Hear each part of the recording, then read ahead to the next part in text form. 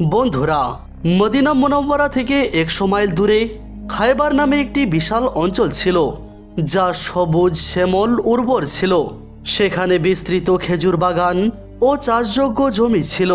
এই জমি ও বাগানগুলোর মাঝে বিভিন্ন নামের কয়েকটি মজবুত দুর্গ ছিল।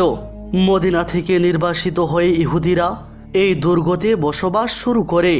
এই সমস্ত দুর্গকে সম্মিলিতভাবে খায়বার বলা হতো। সেগুলো একে অপরের থেকে কিছুটা দূরে অবস্থিত ছিল। এই দুর্গগুলোর সংখ্যা ছিল 7টি, আর এই 7টি দুর্গ ছিল ইহুদিদের সমস্ত ষড়যন্ত্রের কেন্দ্রবিন্দু, যেগুলোর ব্যাপারে তারা বিশ্বাস করত যে এগুলো কখনো দখল করা যাবে না। মুসলমানদের বিজয় দেখে ইহুদিরা চিন্তিত হয়ে পড়ল যে হয়তো এবার মুসলমানেরা তাদের উপর আক্রমণ করবে। তাই তারা মুসলমানদের সঙ্গে মোকাবিলা করার প্রস্তুতি নিতে শুরু করে এবং আশেপাশের কয়েকটি গোত্রকে নিজেদের সঙ্গে মিলিয়ে নেয়। হুজুর আকরাম সাল্লাল্লাহু তাআলা আলাইহি ওয়াসাল্লাম যখন তাদের যুদ্ধ প্রস্তুতির সংবাদ পান, তখন তিনি সিদ্ধান্ত নেন যে ইহুদিদের আর ষড়যন্ত্র করার ও মাথা উঁচু করার সুযোগ দেওয়া উচিত নয়।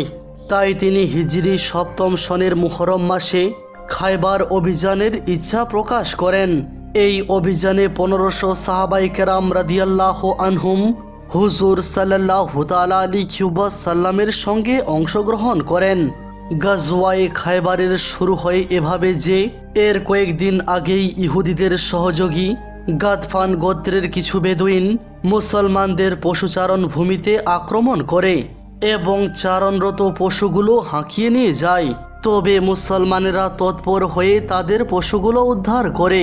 এই গোত্রের সঙ্গে ইহুদিদের একটি চুক্তি ছিল যে তারা সব সময় মুসলমানদের বিরুদ্ধে ইহুদিদের পাশে থাকবে।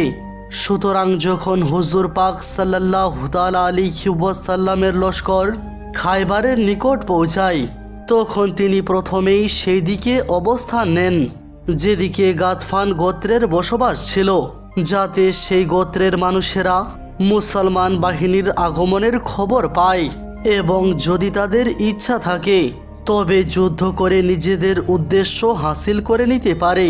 কিন্তু গাতফান গোত্র যুদ্ধের জন্য বের হয়নি।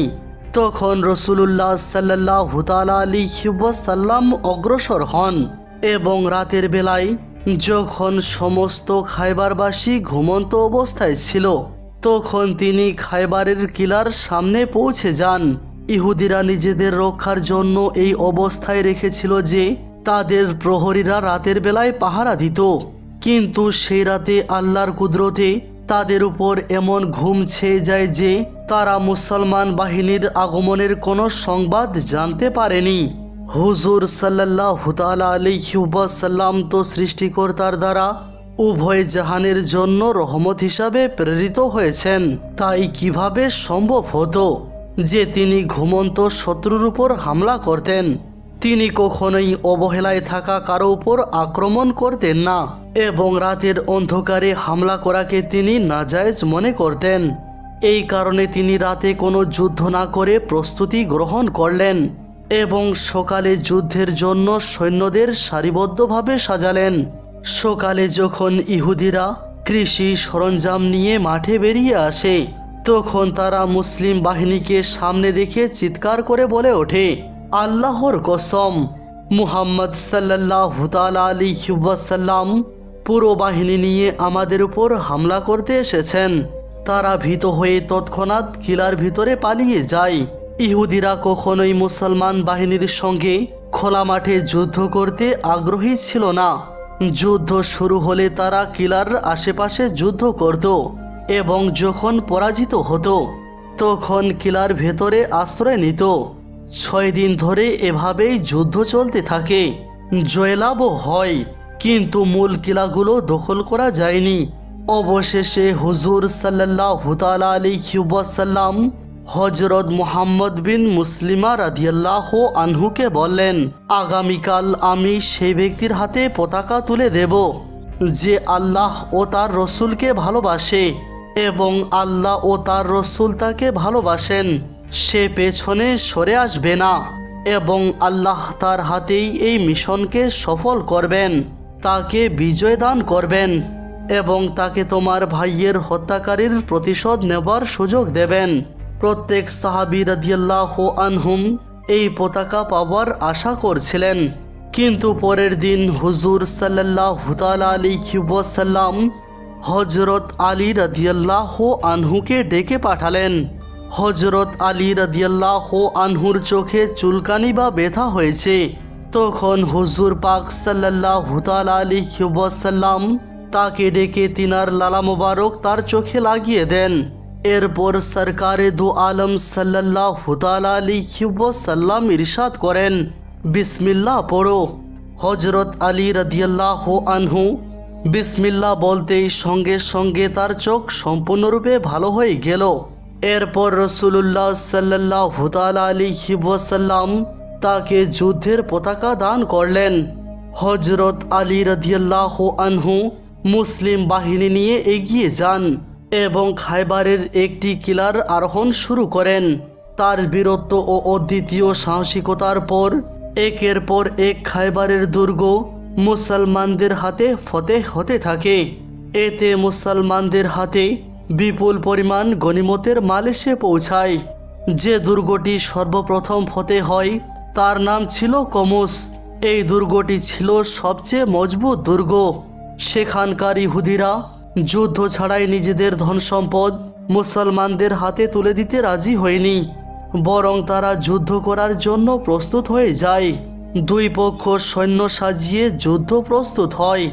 হযরত আলী রাদিয়াল্লাহু আনহু দুর্গ কুমুসের নিচে পৌঁছালেন এবং এক পাথুরে উঁচু জায়গায় মুসলিম পতাকা গেঁথে দিলেন। ইহুদিদের একজন জিজ্ঞেস করল, আপনি কে? হযরত আলী রাদিয়াল্লাহু আনহু বললেন, আমি আলী ইবনে আবু তালিব। তখন সেই ইহুদি বলল, আমি তো তওরাতে তোমার গুণাবলী পড়েছি। এরপর ইহুদিদের মধ্যে যে ব্যক্তি সর্বপ্রথম হযরত আলী রাদিয়াল্লাহু আনহুর সঙ্গে মোকাবেলা করার জন্য কিলার বাইরে আসে সে ছিল হারিস মারহাবের ভাই। হারিস ছিল অত্যন্ত সাহসী ও ভয়হীন, কিন্তু যখন তার সঙ্গে যুদ্ধ শুরু হয় তখন হযরত আলী রাদিয়াল্লাহু আনহু তাকে হত্যা করেন। হারিসের ভাই মারহাব ছিল একজন বিখ্যাত যোদ্ধা ও কুস্তিগীর। বলা হতো সে একা 1000 মানুষের সঙ্গে যুদ্ধ করার শক্তি রাখে। তাই ভাই হারিস নিহত হওয়ার পর মারহাব প্রতিশোধ নিতে যুদ্ধের ময়দানে নামে এবং তার সঙ্গে একদল সাহসী সৈন্যও নিয়ে আসে। সে হযরত আলী রাদিয়াল্লাহু আনহুর উপর আক্রমণ করে, কিন্তু হযরত আলী তার হামলা ব্যর্থ করে দেন। তারপর হায়দারি জুলফিকার তরবারির এক কোপে মারহাব 2 টুকরো হয়ে যায়, অর্থাৎ তার মাথা কেটে যায় 2 ভাগে। মারহাব নিহত হওয়ার সঙ্গে সঙ্গেই ইহুদিরা বিভ্রান্ত হয়ে নিজেদের কিলার দিকে পালাতে থাকে, কারণ তাদের প্রধান যোদ্ধা এখন মাটিতে নিথর পড়ে আছে। ইহুদিরা যখন পালাচ্ছিল, হযরত আলী রাদিয়াল্লাহু আনহু যখন তাদের পেছনে ধাওয়া করলেন, এক ইহুদি তার মোবারক হাতের উপর এমন এক শক্তিশালী আঘাত করে যাতে হাত থেকে ঢাল পড়ে যায়। অন্য এক ইহুদি সেই ঢাল তুলে নিয়ে পালিয়ে যায়। তখন হযরত আলী রাদিয়াল্লাহু আনহু যুদ্ধের উত্তেজনায় জোশে দুর্গের দরজার কাছাকাছি গিয়ে সেই কিলার ভারী দরজা ধরে আল্লাহু আকবার বলে এমনভাবে উঠিয়ে ফেললেন যে তা হাতের উপর নিয়ে ঘুরিয়ে দূরে ছুঁড়ে ফেলে দেন। যুদ্ধ শেষ। যখন লোকেরা সেই দরজাটি সরাতে যায় তখন 40 জন মিলে সেই দরজাটিকে নড়াতেও পারেনি। কিছু রেওয়ায়েত অনুযায়ী হযরত আলী রাদিয়াল্লাহু আনহু সেই দরজাকে হাতে তুলে নিয়ে তা ঢাল হিসাবে ব্যবহার করে যুদ্ধ করতে থাকেন। এভাবে দরজাটি উঠিয়ে ফেলার পর মুসলিম মুজাহিদগণ দুর্গের ভেতরে প্রবেশ করেন এবং দুর্গ দখল করে নেন। দুর্গ কুমুস বিজয়ের পর একে একে সব দুর্গ মুসলমানদের হাতে ফতেহ হয়ে যায়। এই গজওয়াতে 933 জন ইহুদি নিহত হয় এবং মাত্র 15 জন মুসলমান শহীদ হন। মুসলমানদের হাতে বিপুল পরিমাণে ধন সম্পদ এবং সোনা আসে। এই গজওয়ায়ে খায়বারে হযরত আলী রাদিয়াল্লাহু আনহুর বীরত্ব ও সাহসিকতা এক অনন্য দৃষ্টান্ত হয়ে যায়। বন্ধুরা, আজ এ পর্যন্তই। আশা করি আজকের এই ভিডিওটি আপনাদেরকে অবশ্যই ভালো লেগেছে। যদি ভালো লাগে তাহলে ভিডিওটি লাইক করুন, চ্যানেলটি সাবস্ক্রাইব করে রাখুন। ধন্যবাদ।